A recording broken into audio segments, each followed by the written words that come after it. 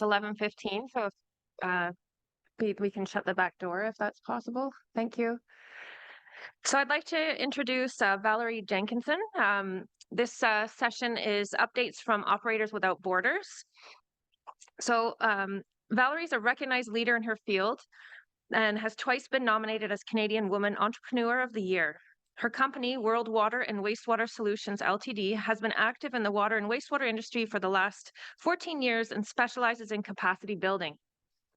Valerie has worked in North America, Australia, Africa, Latin America, and the Caribbean, headquartered in St. Lucia. She has worked with all local associations and was previously named Focal Point of the Year for Global Water Partners Caribbean. In 2017, Valerie co-founded Operators Without Borders in response to Hurricane Irma and Maria in the Caribbean region. The organization has evolved into a registered Canadian charity, has over 60 utility operators who volunteer to assist utilities affected by disasters to reinstate service to their customers. In addition, the volunteers work in developing countries around the globe to mentor and train their utility peers.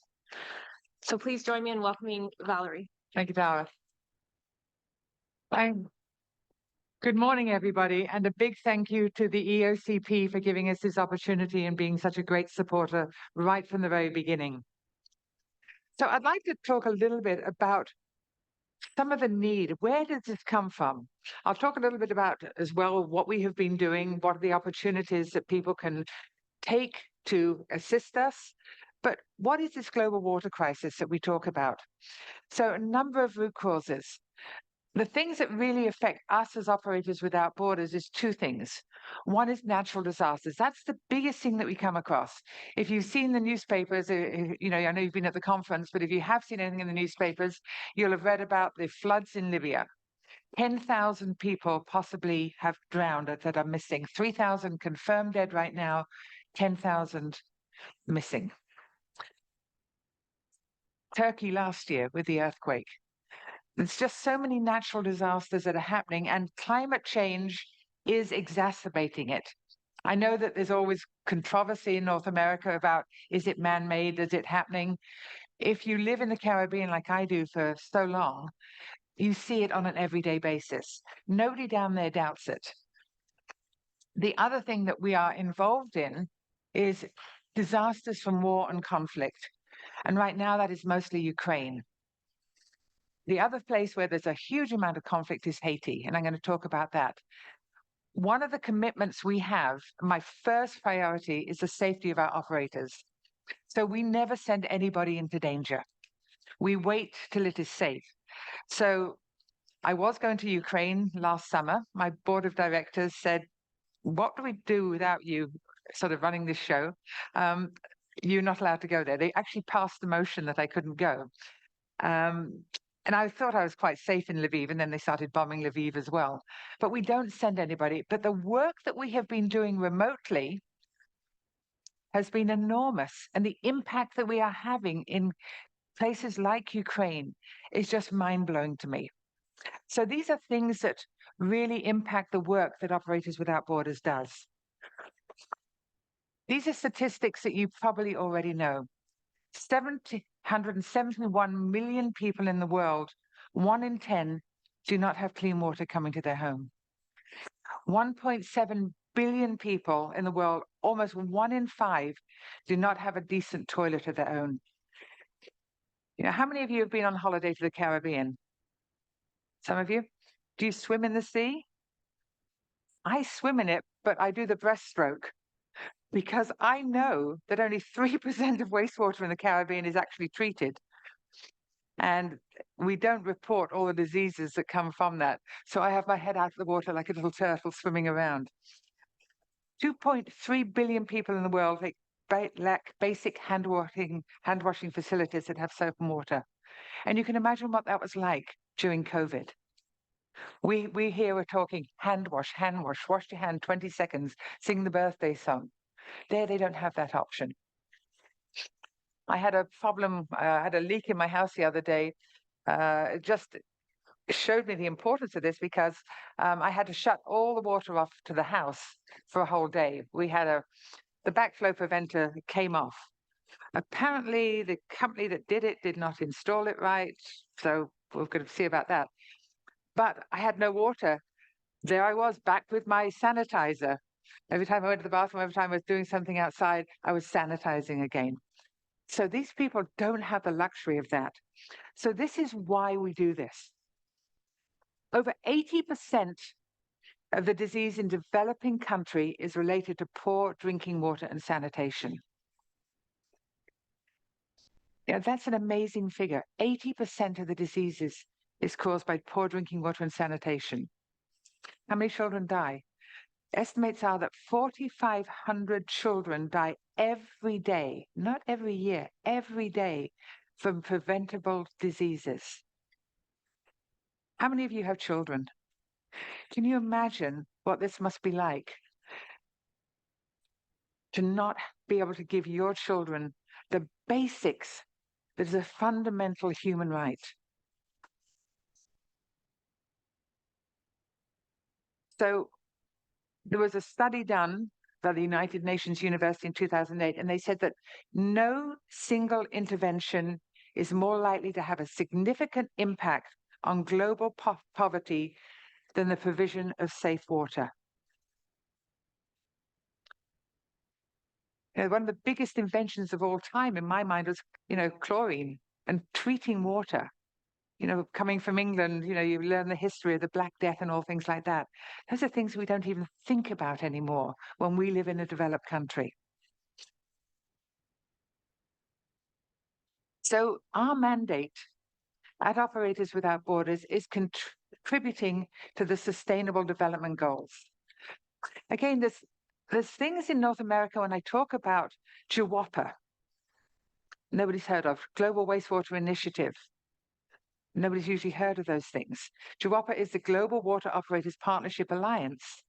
And everywhere in the developing world, they're doing great work, but nobody knows about them in North America. We don't talk a lot about sustainable development goals here because most of the time we're meeting those, so it's not as much importance. But when we talk about the Sustainable Development Goal 6.2, which is water, and water relates to every single one of these sustainable goals. So if in developing countries, we can help those who have the responsibility, which is water utilities and operators, if we can help them either recover from disaster and get them up and running or help them with knowledge, we are contributing greatly to these sustainable development goals.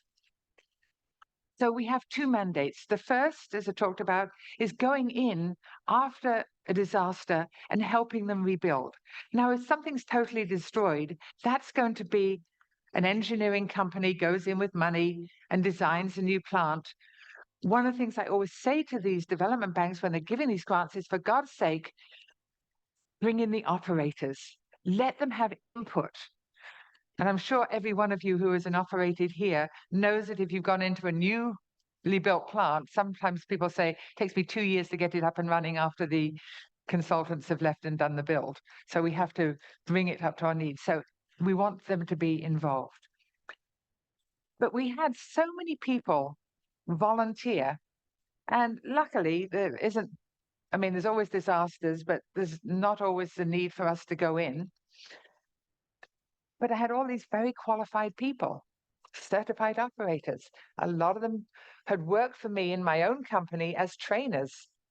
And so I said, well, I know that these people don't get trained. If you've heard me speak before, you may have heard the story about my going in and stopping in Barbados, wastewater crew working in the street. Went up to this old grizzled guy and said, how long have you been working for Barbados Water Authority? And he goes, oh, I'd be here 29 years. And I said, really? That's a long time. How much training have you had in that 29 years? And he literally, this is what he went, oh, I go one day. One day in 29 years. Now, you know what your CEO requirements are. You know the certification requirements. They have the same standards in the Caribbean. They use the same WPI that used to be ABC programs that we have. They're run by the Caribbean Water and Sewage Association. But training is really difficult down there. It's very expensive. The majority of the water utilities are on the verge of bankruptcy, partly because the government, it's a very, very political issue with water. Governments will not let many of the utilities raise their rates. Utilities are working on rates that are 14 to 20 years old. Could you run your utility on rates that are 14 to 20 years old? I don't think so. So these are where we can go in and provide free of charge, completely free of charge, a lot of operations and maintenance training, certification training, all of that type of thing. And I'll talk about that as we go along. We are not first responders. I am a member of Operators Without Borders, is a member of the WASH, Water and Sanitation and Hygiene Cluster. That's run by UNICEF. They head it up. But it's the Red Cross, UNICEF, Water Mission, the big charities that talk in millions of dollars. We talk in like $5,000. They talk in millions. But we're part of that group. But they're first responders. So when there's a hurricane, when there's a volcano that goes up, they are on the ground almost immediately. They do fantastic work. They will bring in bottled water. They will bring in temporary reverse osmosis systems so that we do have water. They bring in shelter. They bring in food. One of the kitchen companies brings in a whole bunch of food for the populations. But my thing is, some of those temporary systems start to become rather permanent. And if we can get the utility up and running as quickly as possible, that benefits tens of thousands of people. It benefits the whole country. So very often, the operators who run those utilities are traumatized. They may have lost their homes. Their families haven't got enough food. So they have trouble. Sometimes they've lost the clothes. They didn't even have any clothes in the Bahamas. So they had to be provided with clothes. But we go in, fresh eyes, enthusiastic, and are willing to work at whatever it takes. So we go in there as just boots on the ground. And we don't go in as prima donnas and say, well, I have a level 4 in wastewater treatment and wastewater collection. I've got my level 4 in water treatment and water. We go in and say, what do you need? Sometimes, like in Dominica, I've talked to you before, we fixed and upgraded the whole wastewater treatment plant and got it running and provided training because it wasn't running before the hurricane, because they didn't know how to operate it. Some of our other operators were hauling pipe, getting very fit as they did it, but got water to 3 villages in 2 weeks, restored after no water for 2.5 months. So we work with all of the associations. We work with all the Caribbean associations. We work with the Association, the Water Institute in Kenya. We're just setting up Operators Without Borders in Australia. The reason for that is for me to send people to Australia or to Africa, it's a 10-hour time difference. It's very expensive to send people there, $3,000 for an airfare.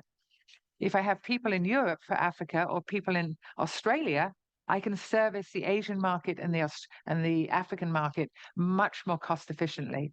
But we're working with all the associations in Australia now. So I have a board meeting today with the Australians, tomorrow. So we're expanding tremendously as we go along. So we do a lot of training and mentoring. During COVID, that was really the only thing that we could do, was training and mentoring. I couldn't send anybody anywhere. And another thing that we do is assessment of utility operations. So we go in just with a fresh look, not to say, hey, my God, you're doing this wrong.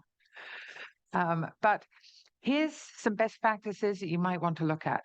The people who've gone into these utilities and done operational assessments, one of the things that they say is how much they have learned. They cannot believe how some of these guys adapt with so little money, and they're so resourceful. So they come back with ideas. So it's always a two-way street. And what have we done? With a very, very limited budget, very limited, we have provided over $2 million worth of labor. So whether it's training or boots on the ground in a disaster. I keep a track of the hours that we do, and it's been over $2 million since we started in 2017. So just a couple of, this is what we're sometimes faced with when we go into these areas. This is Dominica.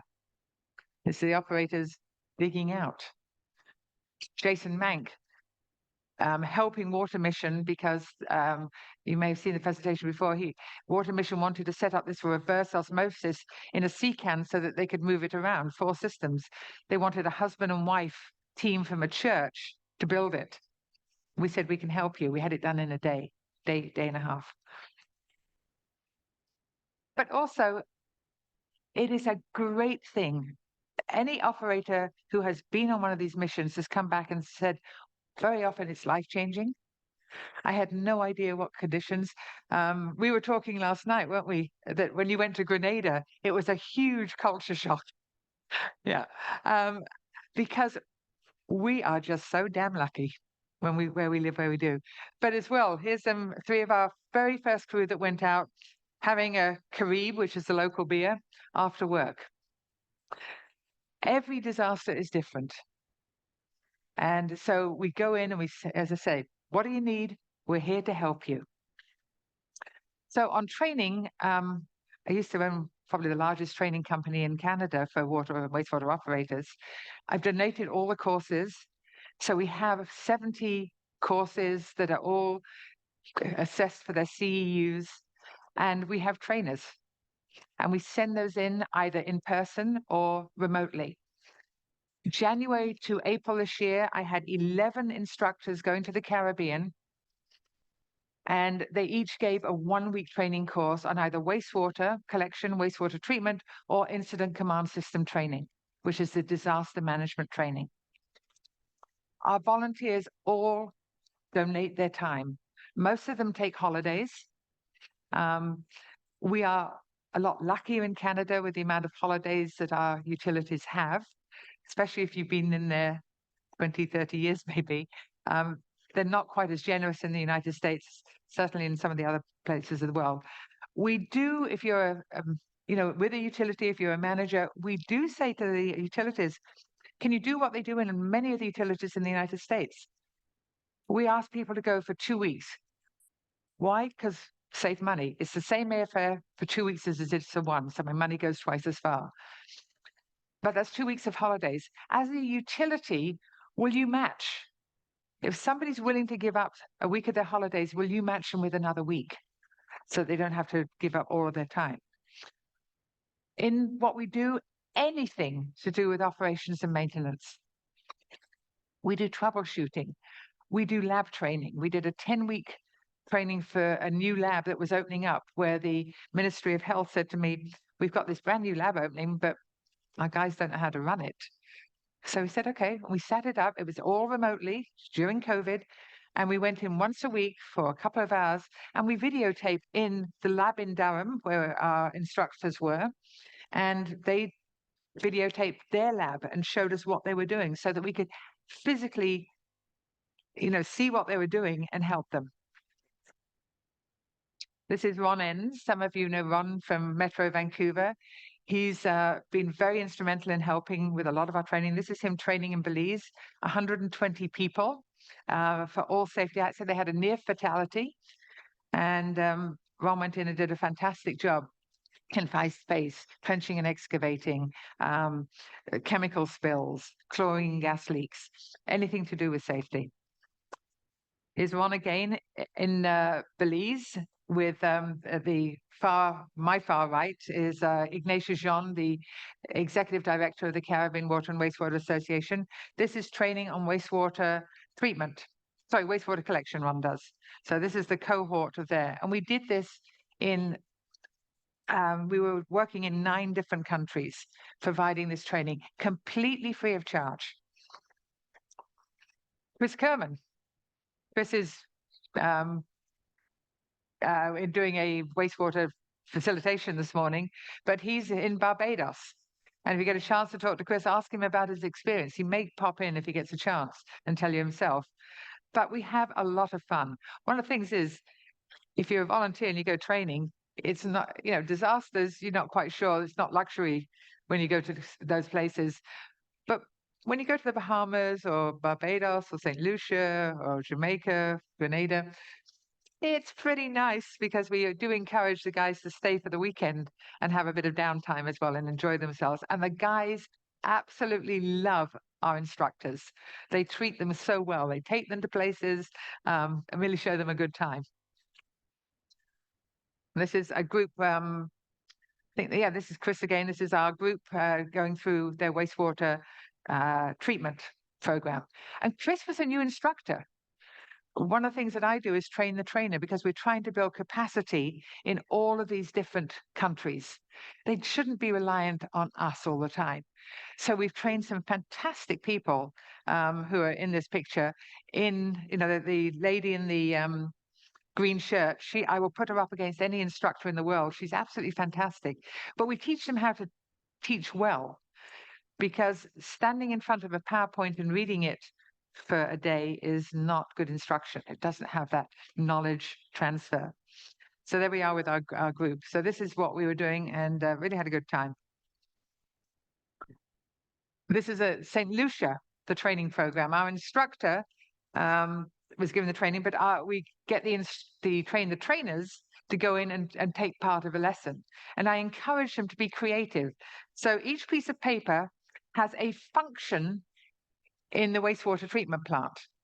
And she gave every one of these people a piece of paper with a function on it. And what they had to do is sort themselves into what order they should be in. So what happens first in the plant?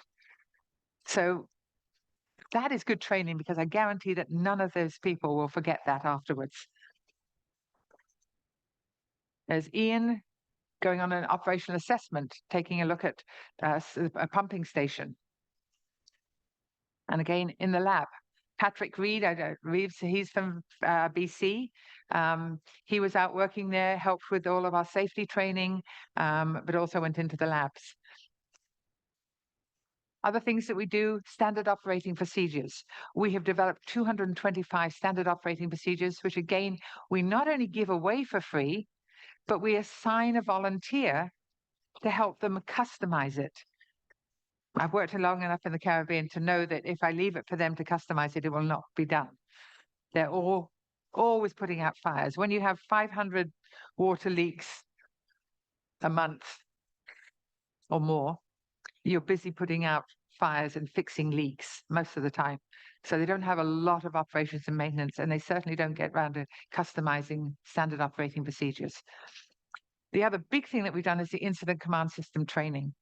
And that has been huge. We have trained hundreds and hundreds of people, at least at the beginning levels, at level 100, throughout the Caribbean, into South America. We've gone all virtual for the South America.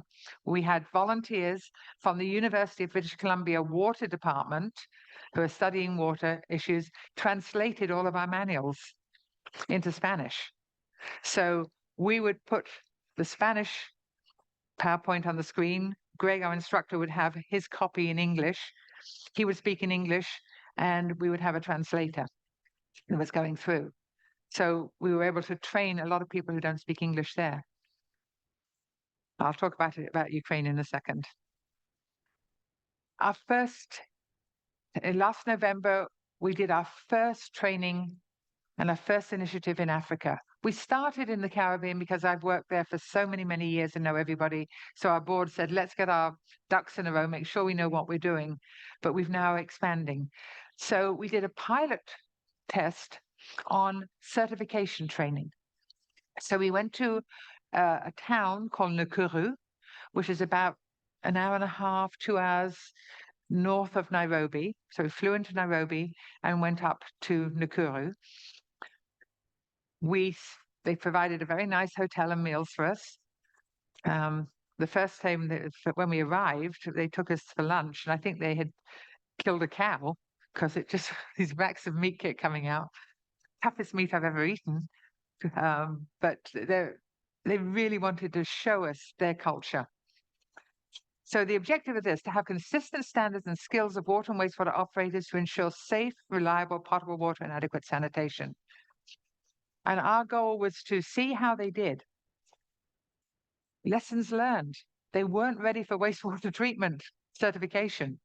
We didn't even go through the exam. We worked with WPI, ABC, to provide them a chance to take their certification free of charge on this pilot. We did the first week wastewater treatment. It was obvious most of the guys had only worked in water, so they weren't ready, but they learned a lot. They could understand the process now, even if they couldn't get through all of the exam. Next week, we did wastewater collection. They read the exam, and we had 2 people out of 16 pass the exam. We're in negotiations right now with them. Well, we are going to be doing some follow-up work with their operators so that they can go through their exam again, some remedial training online. But in the next few months, we're going to go there and do water training. They'll have a much better chance of getting through water. They know water quite well. When we went to visit the wastewater treatment plant, it wasn't working. So there's a lot of need there. But this is the lessons learned. Don't try and do too much when you first go in. We tried to do both wastewater collection and treatment. Should have, for 2 weeks, stuck with one. Started with the collection, start with these. And the reason we started with wastewater is that we were working with Global Wastewater Initiative, which is part of the UN, and they're based in Nairobi, Kenya. So this was an initiative that they sort of put together and directed us to Nakuru. So we're also doing the trainer, because they've got a couple of real good engineers there who run the plants, and they were the ones who got through their certification. So we will train them so that they can, again, pass this knowledge on within their own countries. So we provided them all with manuals. We sent what we did. We couldn't send all the manuals over. They were really big and heavy. So we sent them the manuals to print there. Lesson learned. They had one tiny little printer that printed a page a minute, and not very well. So I ended up lugging the stuff over to a copy shop in town and paying for the manuals to be actually printed properly.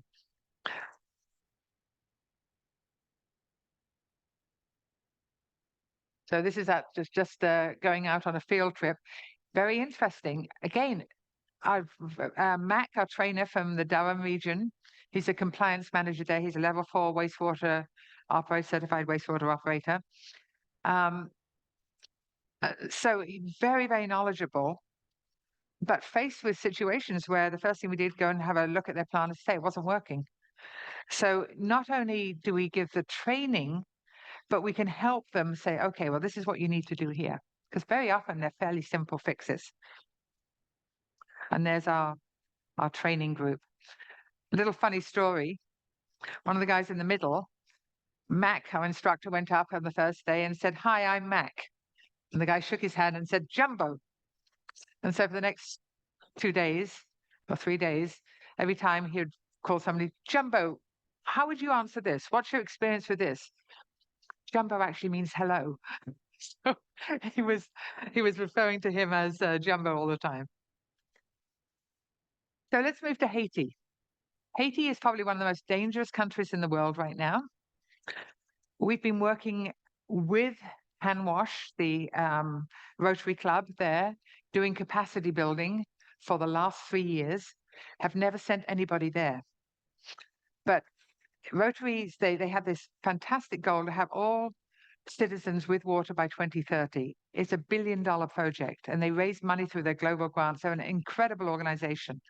You know, one of the things that they did in the past was eradicate polio by bringing the vaccine to many, many developing countries. So this is where they're working right now. Barry Ratton, who is their president 2018-19, who set this program up, dream is to bring potable water and good sanitation to the entire country of Haiti. Water is essential for good living conditions, and people of Haiti deserve to have it. One of the big things that we're working with them on is non-revenue water, because they do have some systems in the communes. The communes are like a municipality. Some of them are very small, just a couple of thousand people. They were at 90% non-revenue water. 90, not 9. They had managed to get it down to 80% and were stuck there. Because of that, it was not financially viable to provide water because they were losing so much of their treated water. So we said to them, have you got district metered areas? What's a district metered area? So we put on a one-day seminar. Carl Yates, who was the general manager of Halifax Water, which is one of the really, really well-run utilities in Canada, water leakage index of, I think, less than 2%. He went in and did remotely again, and we trained them.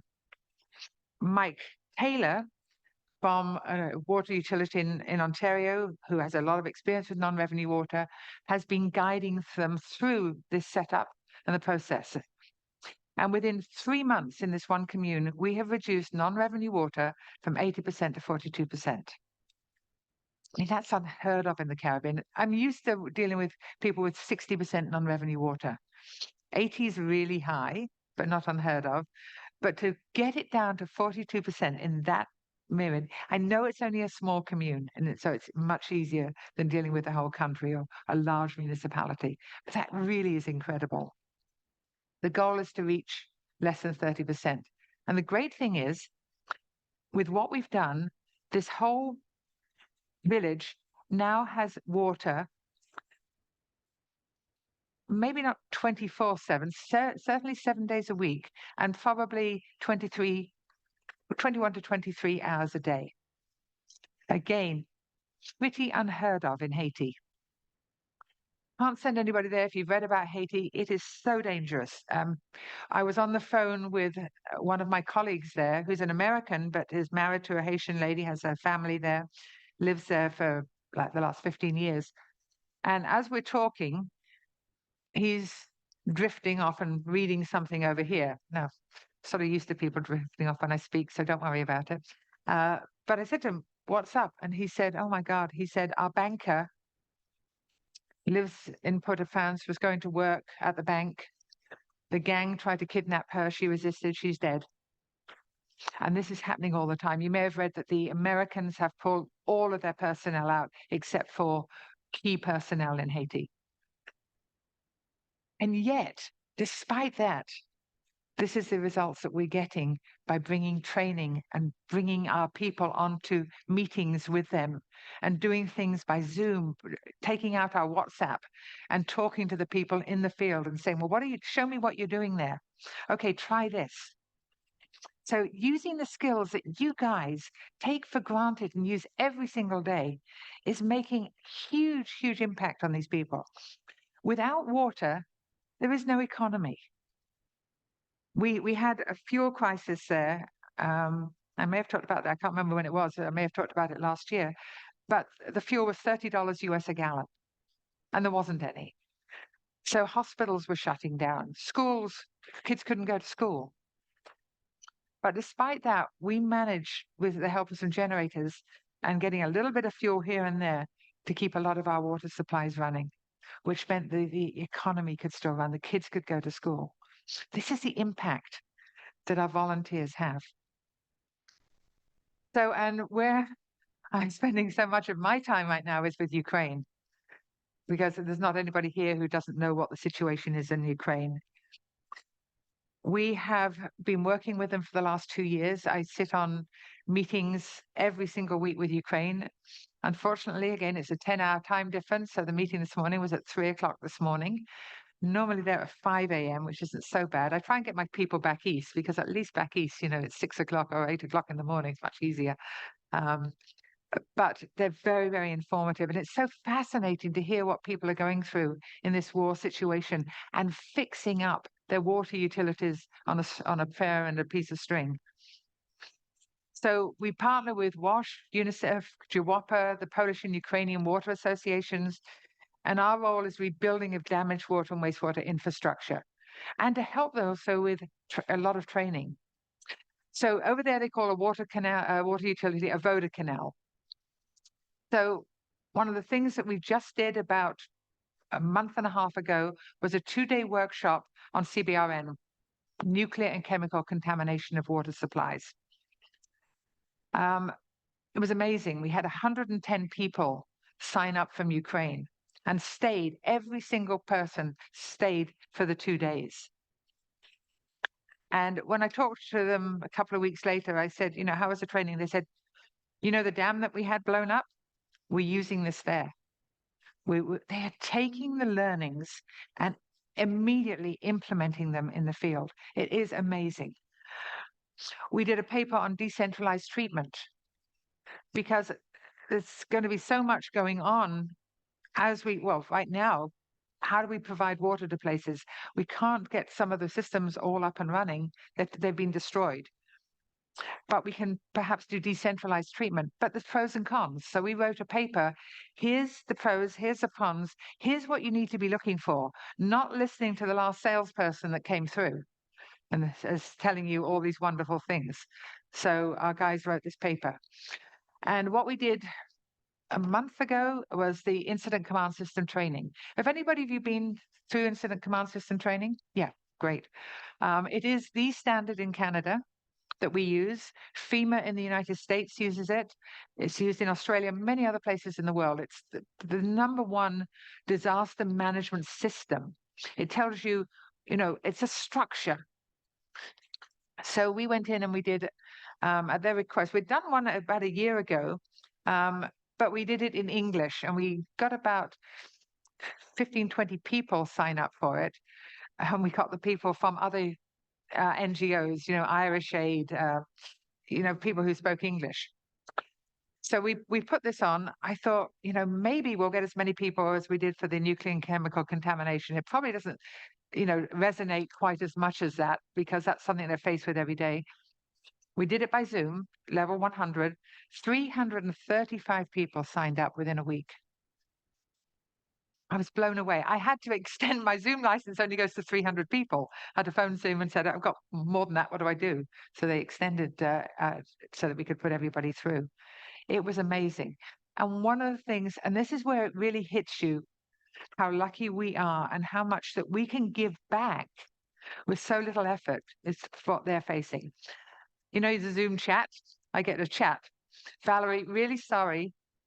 We are in SUNY, S-U-N-Y. We are being bombed and we need to take shelter, so we have to leave the seminar. It's like, oh my God. It just hits you what they're being faced with. He said, I hope we'll be able to get back into this soon. So we had, I don't know, over 200 people sit their certification exam and pass. So we've got something going. Our trainer, Greg Selecki, whose grandfather was Ukrainian, unfortunately doesn't speak any Ukrainian, but his daughter just graduated with her master's back from university back east. He said, I'm looking at going to Europe with my daughter as a graduation trip. Is there anything I could do? I said, yeah, do an ICS 200, because they really want it. So on the 25th, 26th, 27th of September, we are going to be putting on an ICS for the Polish people, because the Polish utilities are going to be pretty well the front people going into Ukraine. They're already going in and helping there. This is a group that I'm sort of associated with. We put a collaboration together.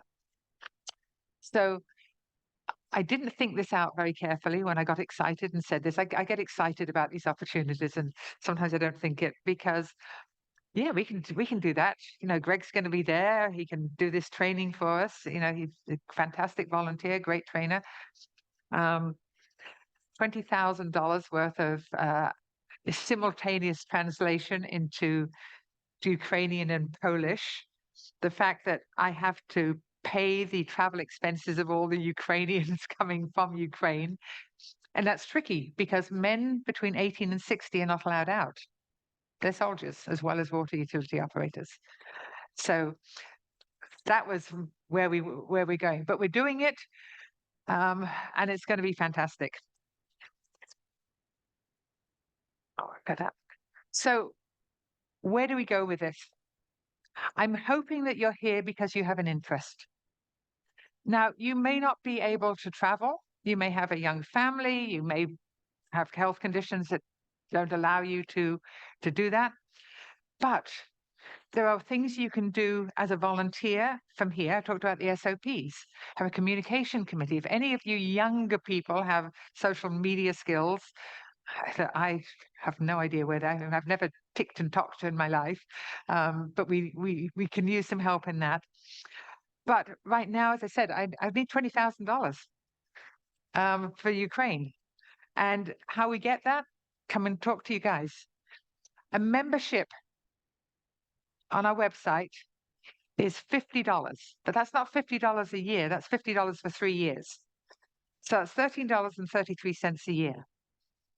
I mean, I won't ask you to put your hand up if you can't afford it. And thank you, Matthew. I talked to Matthew yesterday. He signed up. Thank you. A corporate membership is $150 for 3 years. We keep it really cheap because we want you to be involved. We want you to know what's happening, what's going on, and be able to be an advocate for us. So I would ask you, I would actually beg you, because I've got this, going on in a few weeks. Just on your phones, Google Operators Without Borders, go to our membership page. If you want to make a donation, we are a registered Canadian charity. Unfortunately, on membership, Canada Revenue says you get benefits. So you don't get a tax receipt with that. But if you want a tax receipt and want to put $50 in, you do get a tax receipt. So if you think you can't afford $50, you're probably not working in this industry. So I ask you, help us. If you can't go anywhere right now, if you can't be a full, a volunteer giving your time, please help us by taking a membership.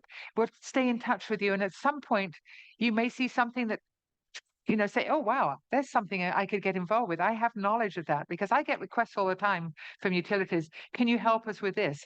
And I go to my list and say, send out an email blast. Who's got some experience? When we send volunteers, we pay everything. Most charities, they ask you to pay your own way. We don't. Everything is paid for you. Some of the things are pretty nice to go to. Some of them are more challenging. But this will take you to our constant contacts. You can just do that. I have business cards over here with a link to our website and to the membership page. And it is really easy to sit here, as I have done in many conferences, and think, wow, that's really good work. And then you walk away and you forget about it. So there's a lunch coming up. Before you go for lunch, maybe take 5 minutes and help us. So thank you very much for your time. Bless you all, and recognize how lucky we are. Thank you.